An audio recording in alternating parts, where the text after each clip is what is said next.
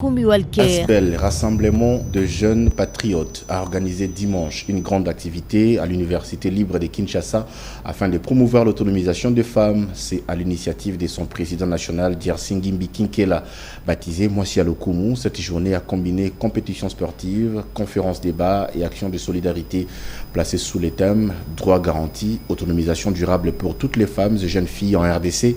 Elle a rassemblé plusieurs centaines de participantes venues des différents coins de la capitale Kinshasa.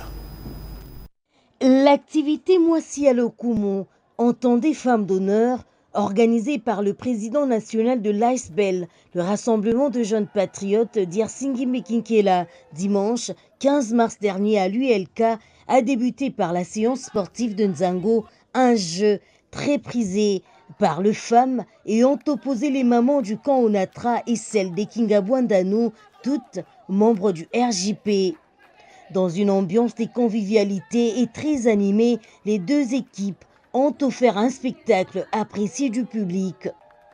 À l'issue du match, l'équipe des Kingabwa s'est imposée avec 64 points contre 40.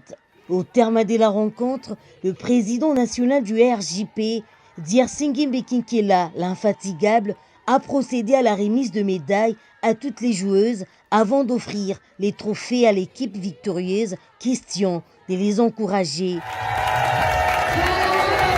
La journée s'est poursuivie dans la salle avec une conférence débat animée par 3 panélistes qui ont abordé à tour de rôle les questions liées à l'entrepreneuriat féminin et à l'autonomisation de la femme, avec un accent très particulier sur la planification familiale présentée comme un levier indispensable pour le développement et l'émancipation des femmes. Mwasi aza lokola mabele. Et l'on revient sur le na mabele ça nini? Sokoloni commerce na mwasi ko ça nini?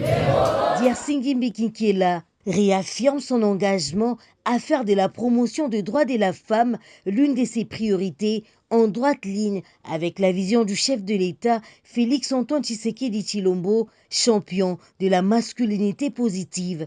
Hormis les avancées significatives que nous pouvons évoquer, notamment le taux de participation des femmes au sein de notre gouvernement central qui a grimpé depuis l'avènement de son Excellence Félix-Antoine Tshisekedi Tshilombo, qui lui a valu d'ailleurs cette appellation du champion de la masculinité positive.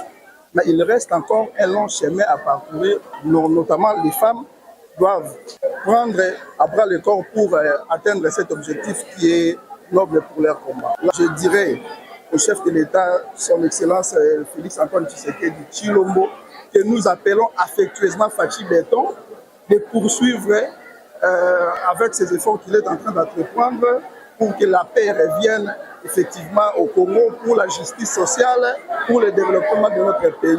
Et nous, la jeunesse congolaise, nous sommes tous derrière lui pour suivre sa vision à la loupe jusqu'à ce que le Congo recouvre sa dignité comme il se doit. L'on note que cette rencontre haute en couleurs s'est clôturée par une atmosphère de joie.